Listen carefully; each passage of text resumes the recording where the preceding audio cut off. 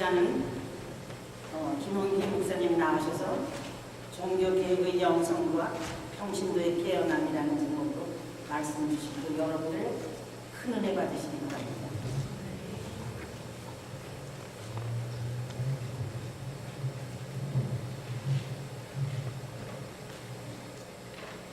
샬롬.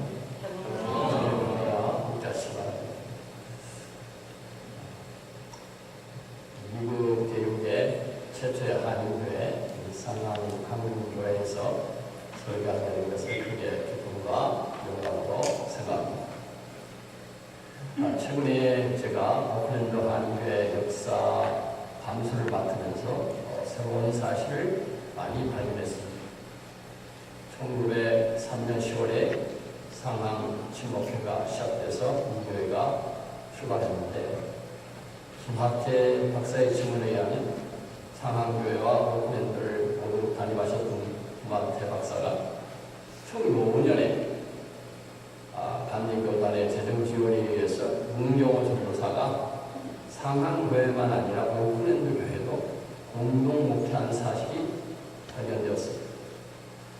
양주산 전도사 계속 상암교회와 오클랜드 교회를 공동 목회한 것들이 많이 나타났습니다. 1914년 황자영 목사가 오클랜드 교회에 담임하기 전까지의 공동 목회 연구가 상암교회와 오클랜드 교회를 미주 한인 사회에 큰 역할하는 교회들로 재조명되어야 되겠다, 그런 사실을 발견하게 되었습니다.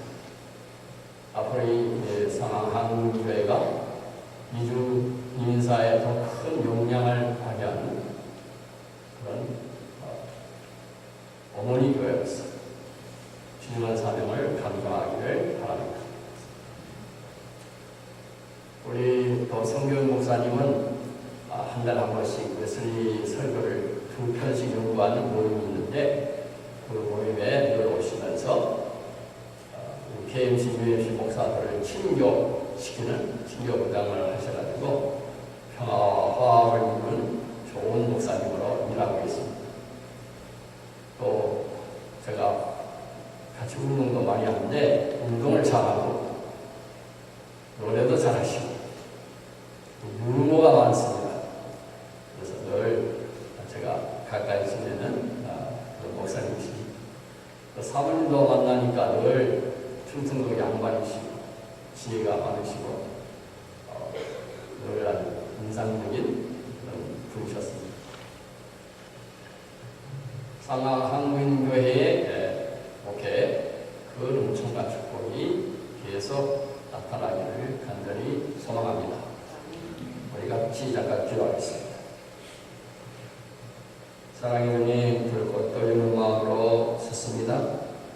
부족한 종을 성령케 하시고 은혜와 축복의 말씀만을 전하게 하여 주옵소서. 우리의 귀가 열리고 마음이 열리고 이 말씀을 깨달아 들을 수 있는 성령의 감동이 일어나게 하여 주옵소서. 감사하고 예수님 이름으로 간절히 기도하옵나이다.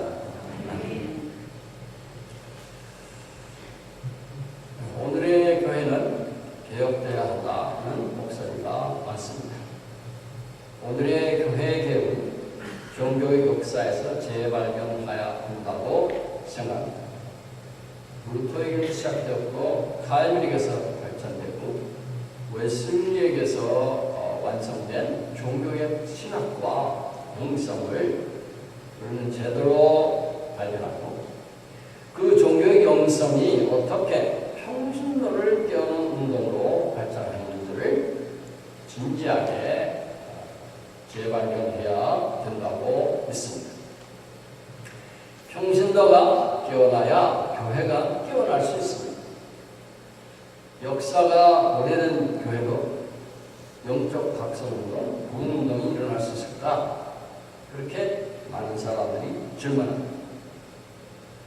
그런데 평신도가 깨어나면 역사적인 교회도 부흥할 수 있습니다.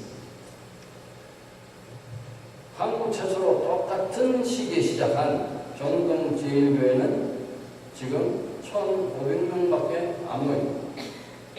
근데 같은 시기에 시작한 세문안교회는 5,000명이 모이고 있습니다. 지금 10,000명을 수용하는 예배당을 3년 동안 짓고 있습니다. 정동교회는 이승만 장로 대통령을 돕기위하여 민주화에 소극적이었고, 세문안교회는 민주화 운동의 센터였습니다. 청년 평신도들이 세문안교회의 사회 성화운동에 앞장섰습니다.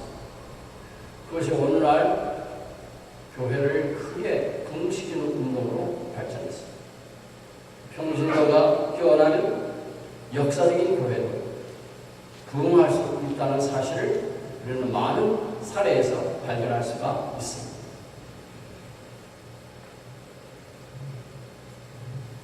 종교의 영성은 루터에게서 시작됐습니다. 루터는 오직 은총으로만 솔라 그라치아라는 슬로건으로 종교개혁을 시작했습니다.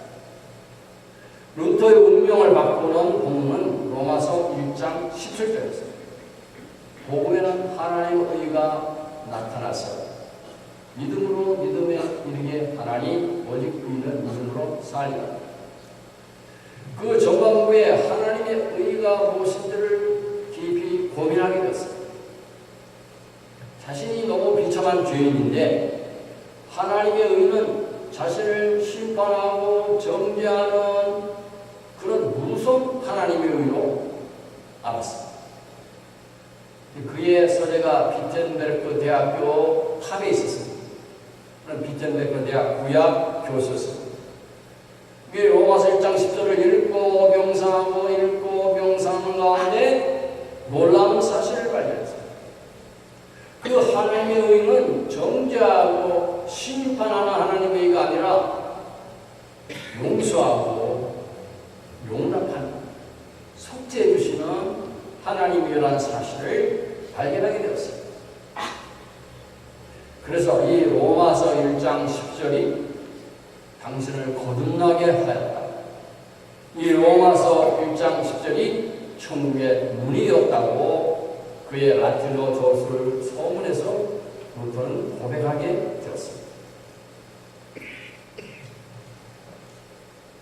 그래서 유명한 존재 신학자 톨테니가 새로운 존재라는 설교에서 You are accepted, 당신은 용납받았습니다 라는 설교를 할 때 그 뿌리는 바로 루터에게서 나온 것입니다. 우리는 예수 그리스도의 십자가의 은총으로 하나님께 용납받은 하나님의 자녀인 줄로 믿습니다. 하나님의 아들, 딸로 용납받은 줄로 믿습니다. 그것이 하나님의 의요, 하나님의 은총입니다. 또한 루터의 슬로건은 오직 믿음으로만 솔라 피데. 중세 사람들은 지옥보다 연옥을 더 두려워했어요. 연옥에서 1000년 동안 불가하면서 벌받는다고 생각했습니다. 근데 텐첼이라고 하는 설교가가 면죄부를 사면, 면죄부를 사는 그 순간, 그때는 집회가 없었습니다. 동전만 있었어요. 면죄부 헌금함에 짤랑 동전이 떨어질 때 아버지, 어머니, 영원히 연옥에서 천국으로 싹 올라갑니다. 그렇게 설교했어요. 루터는 그것의 미신성을 지적했습니다. 면접을 쌓는 선행, 행위로 구원받는 것이 아니다. 오직 믿음으로 구원받는다. 그리고 면접을 사는 한순간의 회개로 바꾼다는 것이 아니다. 평생 죽을 때까지 회개된다. 이번에 세월호 문제를 일으키는 구원파의 문제는 한 번 회개하면 된다는 거 아니에요? 그게 사회성이 있어요. 평생 회개해야 되는데 한 번만 회개하면 되는 게 아니죠. 루터는 평생 죽을 때까지 회개해야 된다. 그것이 바로 95개조의 항음인의 내용이었습니다. 근데 이 95개조의 항음인을 루터는 쉬운 독일어로 쓰지 않았습니다. 민족을 선동할 마음이 없었기 때문에 어려운 학문적인 라틴어로 썼습니다. 그런데 구텐 휘텐베르크의 인쇄술이 발명되면서 이것이 독일어로, 영어로, 불어로, 스페인어로 삽시간에 번역되고 출판되고 퍼지기 시작했어요. 루터는 종교의 운명에 빠져들어갈 수밖에 없었어요. 능동적인 선행과 노력이 아무 효과가 없고 십자가의 은총을 믿을 때만 구원이 가능하다는 것입니다. 그런데 그 믿음이 합의 경험 이전에는 어센트, 인정하는 믿음으로 생각했어요. 어저께 쇼를 이제 비행기들이 했는데 우리가 비행기를 탈 때마다 비행사 파일럿의 실력을 인정하면서 어센트해야 비행기를 탈 수 있잖아요. 그러나 그거는 구원받는 믿음이 아니죠. 구원받는 믿음은 라틴어로 피두티아, 영어로 트러스트, 신뢰하는 믿음이라는 것을 루터가 타협을 알게 됩니다. 그런데 그 신뢰하는 믿음은 내가 머리로 인정하는 것이 아니라 성령이 우리의 마음속에 주시는 선물로 믿어진다는 것을 깨닫게 된 것입니다. 예배서 2장 8절 너희가 믿음으로 구원을 얻으니 이 믿음이 너에게서 난 것이 아니요 하나님의 선물이고 성령의 선물로 믿음이 주어진 것을 깨닫게 되었습니다. 성령이 믿음을 주셔서 창조가 믿어지고 부활이 믿어지고 천국이 믿어지고 영생이 믿어지게 되셨죠. 그 성령의 믿음의 사건을 우리는 자랑할 수밖에 없습니다. 그리고 루터가 히라보에서 독일어로 번역할 때 로마서 1장 10절 하반부에 오직 믿음, 오직이라는 것을 히라보 원본에 없는 것을 집어넣습니다. 그래서 우리말 성경에도 개혁에는 루터처럼 오직 믿음으로 되어 있지만은 표준 세번역에는 히라보 원본에 충실했기 때문에 오직이 없고 그냥 믿음으로 이렇게 되어 있습니다. 루터는 오직을 집어넣어서 벌 받아야 될까요? 요한계시록에 말씀을 강하면 벌 받는다 그랬잖아요. 그러나 그런 것이 아니라 믿음에 대한 강조를 하다 보니까 오직을 집어넣은 것입니다. 그렇게 오직 믿음으로 라는 종교의 슬로건을 만든 것입니다. 세 번째로는 오직 말씀으로만 솔라 스크리투라 뜻을 강조했습니다. 말씀을 들을 때 믿음이 일어난다는 것입니다. 믿음은 말씀 안에서 in the word, 말씀을 통하여 through the word, 말씀과 함께 with the word. 그것이 루터에게서 중요합니다. 성령은 말씀을 통하여 역사한다는 것입니다. 라이프치히 논쟁에서 루터는 로마 교황은 오류를 범할 수 있다. 로마 교황이 교회의 최고의 권위가 아니라 말씀이 최고의 권위다. 성경으로 돌아가자. 그것을 주장했습니다. 그래서 루터는 결국 파문을 당하게 된 것입니다.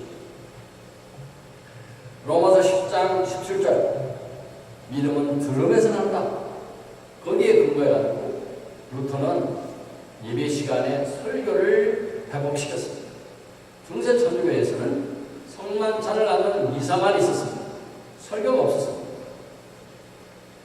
초대교회의 설교를 루터가 다시 부활시킨 것입니다.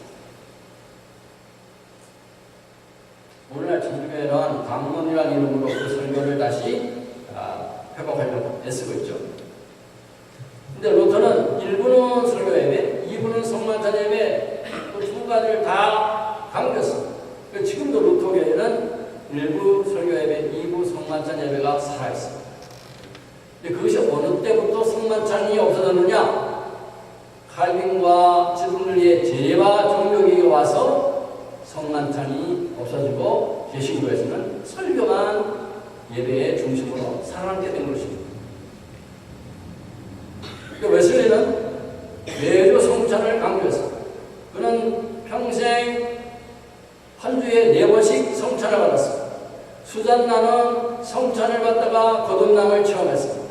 세례 받기 전에 성찬을 받다가 거듭남을 체험했기 때문에 웨슬리는 세례 안 받은 사람에게도 어린아이에게도 누구나 성찬을 베푸는 그런 해석을 하게 된 것입니다.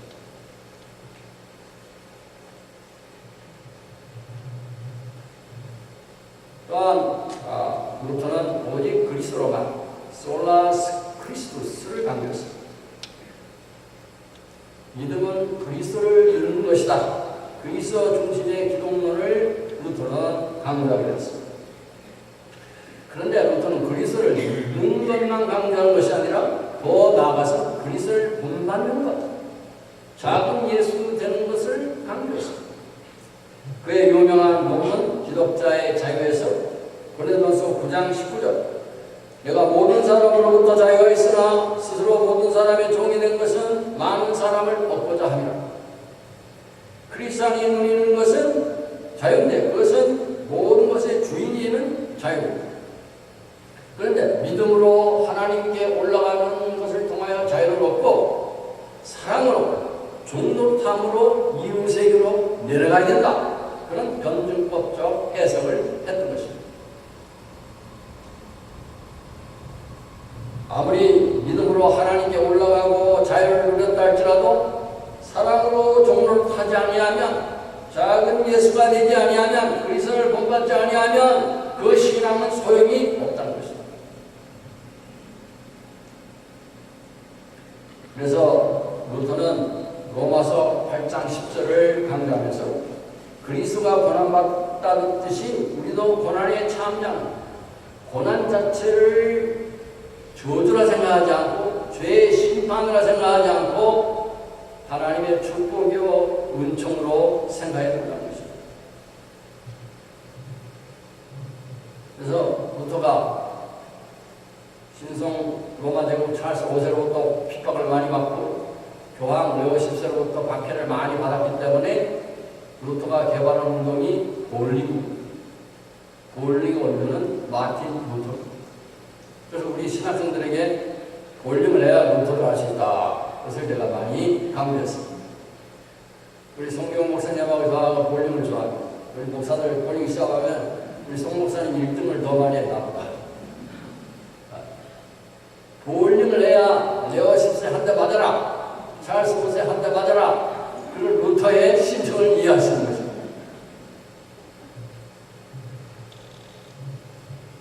근데 이러한 사랑의 실천과 경건의 행위를 통하여 그리스도를 본받는 것을 루터보다 칼빈이 더 강조했습니다. 칼빈의 기독교 강조의 중심은 예정이 아니라 성화라고 많은 역사신학자들이 말하고 한철아 박사는 칼빈의 성화론은 웨슬리의 성화론과 같아 이렇게까지 강조하고 있습니다. 기독교 강조에서 그는 율법의 제3의 율법을 강조했습니다. 제1율법은 죄를 깨닫게 하는 목락선생의 율법, 제2율법은 공동질서를 유지하는 율법, 하이웨이 65마일 달려라 그러면 65마일만 달려야 된다는 거죠. 그러니까 제3의 율법은 산상수훈같이 원수를 사랑하라, 핍박을 위해 기도하라, 그것이 성화의 채찍질이 된다는 것입니다. 그러면서 칼빈은 탁월한 해석을 한 것입니다. 그러나 칼빈의 약점은 그렇게 원수를 사랑하라, 핍박하는 위해 기도하라, 그것은 강조했지만은 본성까지 변화되는 성화를 말하지 않았습니다. 신경질, 분노, 화를 컨트롤하는 본성의 변화까지 일어나야 된다. 그것은 웨슬리가 강조한 것입니다. 웨슬리의 성화로는 오늘 본문 말씀처럼 범사의 그리스도께까지 자라가는 그리스도의 장성한 분량에 이르는 것입니다. 홀리 템포, 신경질, 분노, 화를 내지 않고 기질이 온유하고 겸손한 예수의 성품이 되어야 한다는 것입니다. 생활이 홀리 라이프, 예수님처럼 하시기까지 사랑으로 섬기는 보아와 과우와 발언성에 발휘되고 손은 사람에게 손이 되는 사랑으로 역사하는 믿음, 갈라디아 5장 6절 그 말씀을 실천해야 된다는 것입니다. 우리는 범사의 말과 행동과 기질에서 그리스도의 장성한 분량이 나타나고 그리스도의 에너지가 나타나고 그리스도의 빛이 나타나지기를 바랍니다. 여러분은 걸어다니는 예수님이 되어야 한 것입니다. 이러한 종교개혁 영성이 평신도를 빼앗는 운동으로 발전하였습니다. 루터의 독일 크리스천 기독의 구함이라는 논문이 그 시작이었습니다. 평신도도 목사처럼 제사장과 만인 제장서를 해석한 것입니다. 그 근거가 뭐냐면 목사나 평신도나 세례를 통해서 성결됨으로 제사장이라는 것입니다. 그래서 신분이나 계급의 차이가 없다는 것입니다. 그러나 기능, 펑션의 차이가 있다는 것입니다. 평신도는 세속 직업 속에서 하나님의 영광을 돌리는 직업의 소명을 갖는다는 것입니다. 아무리 하찮은 직업이라도 그것이 하나님이 주신 소명으로 열심히 일해야 된다는 것입니다. 그리고 사제는, 목사는 성찬과 설교의 기능이 있다는 것입니다. 그리고 또 루터는 구분하기를 평신도 제사장은 라틴어로 사케르도테스 제사장이지만 목사 제사장은 미니스트리 전문적인 목회자라고 구분했습니다. 그러니까 평신도는 아마추어 목사고 목사는 전문 목사라는 것입니다. 또 중세 천주교에서는 성만찬 때 평신도는 포도주를 못 받았습니다. 빵만 받았습니다. 왜냐하면 포도주를 분봉하다가 흘렸습니다. 중세 천주교는 예수님의 피로 화한다는 화채술을 믿잖아요. 예수님 피를 어떻게 땅에 흘릴 수 있느냐? 그래서 평신도에게 주지 않았어요. 신부만 빵과 포도를 다 먹었습니다. 평신도는 빵만 먹었습니다. 지금도 천주교가 평신도는 빵만 먹습니다. 우리 개신교는 빵만 아니라 포도주를 먹죠. 누구 때문입니까? 그것은 루터 때문입니다. 루터가 평신도를 위해서도 예수 그리스도의 보혈의 은총, 구속의 은총이 필요하니까 평신도도 빵만 아니라 포도주를 먹어야 된다고 해석했습니다. 다음 주 성만찬 주일날 받으실 때 루터에게 감사하시기 바랍니다. 루터 때문에 포도주를 먹는 거야. 또 교황만이 성경을 해석하는 것이 아니라 평신도도 성경을 해석하는 길을 열려고 했습니다. 평신도도 성경을 가르치는 교사의 역할을 할 수 있음을 강조하기로 했습니다. 그러나 루터는 평신도도 설교하기까지의 기능을 허락하지는 않았습니다. 이것이 17세기 경건지 독일 경건지에 와서 그리고 18세기 웨슬리에게 와서 평신도에게 설교하는 기능까지 활성화되기 시작한 것입니다. 웨슬리는 그를 동조한 영국 성공의 사제가 6명밖에 없었습니다. 감리운동을 확산시키기 위해서는 목사 한 수를 줄 수가 없었습니다. 왜냐하면 영국 성공으로부터 분열되기 때문에. 그래서 평신도 설교가를 세우기 시작한 것입니다. 그래서 웨슬리는 50명의 평신도 설교가를 세웠습니다. 감리운동은 평신도 운동입니다. 평신도가 깨어남으로 감리교회가 부흥한 것입니다. 근데 남자들만 세우고 여자들은 세우지 않았습니다. 그런데 성령은 여성을 사용하기 시작했습니다. 성령이 세라 크로스백에 임하면서 내 양을 먹여라 내 양을 쳐라 말씀하셨습니다. 그래서 웨슬리에게 설교할 수 있도록 허락해달라고 편지를 보냈어요. 웨슬리의 답장이 무엇입니까? 이 세라 크로스백가 설교하기 시작했습니다. 20-30명밖에 안 모이던 설교가 남자들이 설교할 때는 갑자기 200명 이상이 모이는 속회가 되어진 것입니다. 세라 마을렛은 속장이었는데 역시 귀를 듣지 못하고 눈을 보지 못하게 하고 성령이 입만 열게 하시면서 설교하게 하십니다. 역시 남자들이 설교할 때 2-30명밖에 안 모이는 속회가 이 세라 마을렛이 설교할 때 200명 이상 몰려오게 되었습니다. 그래서 웨슬리가 1787년 맨체스터 연회에서 공식적으로 여성 설교가를 임명하게 되었습니다. 감리교는 여성 해방의 교회입니다. 아멘 안 하시네요? 그런데 우리 UMC는 하루만 배우면 평신도 설교가가 될 수 있습니다. 한 학기만 배우면 평신도 목회자가 될 수 있습니다. 우리 실력 있는 이 상암한국교회에 많은 평신도 설교가, 많은 평신도 목회자가 나오기를 바랍니다. 왜 목사님 1년에 4주 좀 휴가 가시라고 그러고 평신도가 좀 설교하시기 바랍니다. 아멘 안 하시나? 그런데 담임 목사님의 코멘트를 받아가면서 설교를 하시면, 전문 목회자의 코멘트를 받아가시고 설교하시면 설교가 잘 될 것입니다.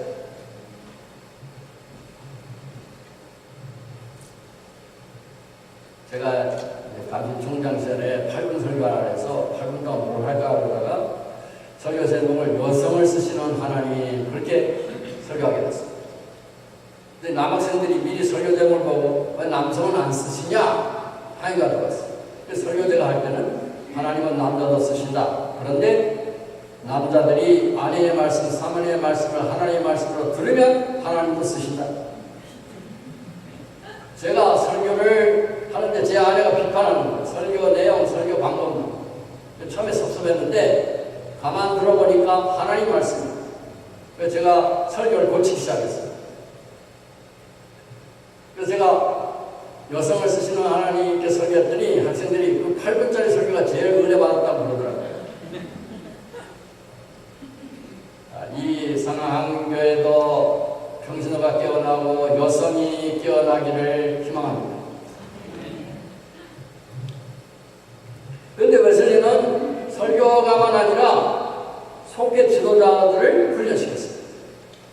속회는 성경 공부를 이론적으로 머리 중심으로 공부해서는 안 됩니다. 그러면 똑똑한 사람, 실력 있는 사람, 이런 분들이 다 얘기하잖아요. 초신자들, 공부 많이 못한 사람은 속해서 얘기를 못합니다. 소외당해요. 그건 웨슬리 속회가 아닙니다. 속회 공부는 15분만 하고 성경 공부, 나머지 40분, 50분은 모든 속도가 돌아가면서 3분씩 간증해 초신자나 공부 많이 못한 사람들도 다 3분씩 간증하고 고백하는 것입니다. 일주일 동안 성경 읽고 기도해서 내가 어떻게 작은 예수로서 경건 수련했는지, 성품의 변화를 힘쓰는지 그걸 간증하고, 두 번째는 고아와 과부와 신체 장애인과 소외된 사람을 어떻게 섬겼는지, 사랑을 실천했는지를 고백하는 것입니다. 그러니까 그 두 가지 고백 속에서 감리교 부흥운동이 일어나는 것입니다. 속회가 살아나고 부흥운동이 일어나는 것입니다. 이 교회도 속장들, 속회 지도자들이 각성해서 늘 모여서 한 달에 한 번씩, 두 번씩 혹은 매주 같이 영성 수련하고, 그것이 속회에서 영성 수련으로 살아난다면 상암한국교회도 부흥할 수 있다고 저는 확신합니다. 하나님은 평신도를 깨우고 평신도를 쓰시는 줄로 믿습니다. 제가 2달 반 동안 중국을 선교하고 왔는데요. 중국 동서남북의 한국 조선족들하고 한족들을 예배드리는 데 가봤는데, 한족이나 조선족이나 성만찬을 받으면 다 감격해서 우는 거예요. 우리 성만찬 받을 때 우는 사람 있습니까? 그래서 제가 깨달은 건 뭐냐면, 중국 교회는 예수사랑이 1등이고 한국 교회는 예수사랑 2등이고 미국 교회는 예수사랑 3등이다. 제 아내가 목회하는 미국 교회 교회들 보면 예수사랑이 3등이에요. 미주 한인들 어떠냐? 2등과 3등을 왔다 갔다 하는 거죠.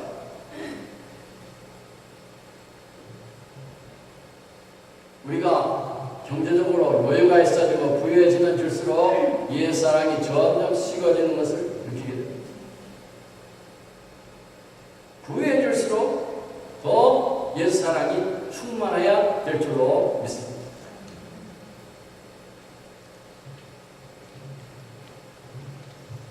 지금 북한에 고아를 매달 10불씩 도우면 양자를 삼을 수 있고 양녀를 삼을 수가 있습니다. 그것을 평양과기대와 연변과기대가 공동으로 추진하고 있습니다. 그 김진경 총장이 사마테오가 집이기 때문에 1년에 2번씩 저를 만납니다. 그 연명과기대 가서 제가 2시간 강연도 했었어요. 그 고아독교 운동을 직접 책임지는 사람을 만나봤는데 너무 신실하게 직접 현장에서 고아를 선정해서 지원하고 있습니다. 10불 매달 지원하면 고아 1명을 살릴 수가 있습니다. 즉 또 조선족 목사들 62명이 우리 감신에서 공부했습니다. 그 사람들이 친척을 방문하면서 북한의 가정경제 살리는 운동을 하고 있습니다. 1000불만 지원하면 생선가게, 쌀가게, 신발가게 해가지고 자립하는 사람들이 많이 나타나고 있습니다. 이 미소금융을 통해서 북한을 살리면 통일이 올 수 있습니다. 북한에서 살고 있는 미조 한인이 있는데 난인선봉 쪽에 살고 있습니다. 이 버클리 공대를 졸업한 사람이에요. 그 사람의 증언에 의하면 평양의 10%만 배급받고 나머지 90%는 이미 장사해서 시장 경제에서 산다는 거예요.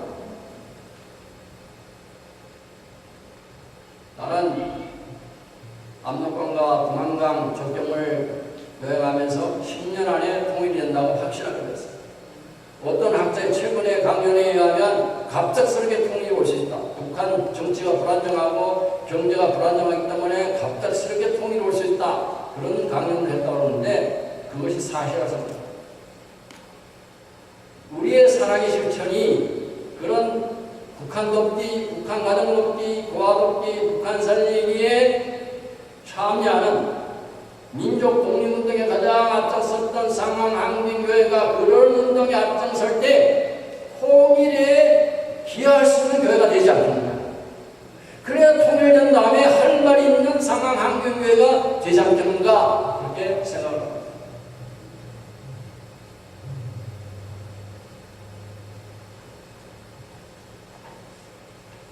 또 웨슬리는 작은 예수 운동의 핵심을 항상 기뻐하라, 시주만 기도하라, 범사에 감사하라 말씀으로 강조합니다. 죽어가면서도 기뻐한 유아여대 김하나 박사님처럼 죽음을 기쁨과 평화로 맞이하는 작은 예수가 되어야 합니다. 죽을 때 안 죽으려고 죽음을 두려워하는 장로님, 권사님, 집사님도 봤습니다. 제 아내와 저는 죽을 때 날짜를 하는 게 기도합니다. 나는 85세, 제 아내는 80세. 여러분은 90세, 95세, 100세까지 하셔야 되겠죠. 그런데 기도하면 자연스럽게 폐 안 끼치고 기도하다 죽게 해주십시오. 이렇게 기도하고 있습니다. 잘 죽는 걸 위해서 기도하셔야 되잖아요. 범사에 감사하라, 쉬지 않고 기도하라. 그것이 우리의 죽는 모습이 되어야 할 것입니다. 웨슬리나 그 어머니 수산나나 그 아버지 사무엘은 시편을 명상하면서 죽었습니다. 제가 이번 가을 학기는 이제 외국을 못 가가지고 저 케냐 대학이 연락이 와서 못 가서 시간이 많아가지고 자꾸 텔레비 드라마 보는 중독이 생기더라고요. 그걸 어떻게 없앨까? 기도원에 가가지고 시편 말씀을 묵상하게 됐어요. 150편을 6박 7일 동안 다 묵상하고 실묵기도 하게 됐어요. 그랬더니 중독이 없어졌어요. 오전에는 말씀 묵상하고 침묵기도 하고 오후에는 도서관에 가서 책 쓰고 글 읽는 좋은 습관이 생기게 되었어요. 우리가 마지막 죽을 때 여호와는 나의 목자시니 내게 부족함이 없으리로다. 그가 나를 푸른 천하게 누시며 실만 물가로 인도하시도다. 이 시편을 묵상하시며 죽으면 얼마나 좋겠습니까? 범사에 감사하는 사람이 작은 예수가 될 수 있다. 제가 한번 연대 대학교에 가서 설교를 했어요. 그랬더니 한철 목사가 나를 안내해가지고 식당을 갔습니다. 방면의 식당을 이대와 연대 사이에 있는데 우리가 시키지도 않은 소리와 시크릿이 나와요. 그래서 내가 매주 이렇게 예수님도 모시고 오는데 다른 사람 올 때는 소리바 아이스크림 만드는데 왜 기본기 왔다고 소리바 아이스크림 주느냐? 그래서 제가 그랬어요. 매니저나 웨이터나 웨이트레스한테 감사합니다, 감사합니다 그래봐라. 공짜 설마시키기 나온다. 근데 그 옆에 라리라고 하는 커피숍에 갔습니다. 마시는 커피를 시켰는데, 우리가 시키지도 않는 치즈케이크 나오는 거야. 그게 한인철 목사가 왜 김옥이 왔다고 또 치즈케이크 주냐? 매니저하고 웨이트레스한테 감사합니다. 잘한다고 자꾸 칭찬해봐라. 공짜 치즈케이크 나오지.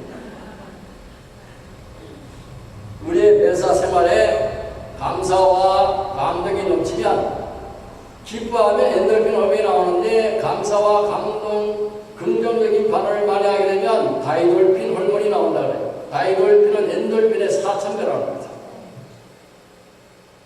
그런 삶이 우리를 작은 예수로 만들 줄로 믿습니다. 그래서 우리의 삶 속에서 예수의 에너지와 예수의 빛이 항상 충만하기를 바랍니다. 이 상암한균교회에 항상 기뻐하고 시집하고 기도하고 보험사에 감사하는 은총의 낙관주의. 웨슬리가 제일 좋아하는 은총의 낙관주의. 그런 은총의 낙관주의가 충만할 때 보이는 천국이 되고 작은 예수의 모습이 아름답게 드러나는 이민사의 빛을 발하는 교회가 될 줄로 믿습니다. 종교의 영성으로 우리 평신도가 깨어나는 아름다운 축복이 나타나기를 주의 이름으로 축원합니다. 기도하겠습니다.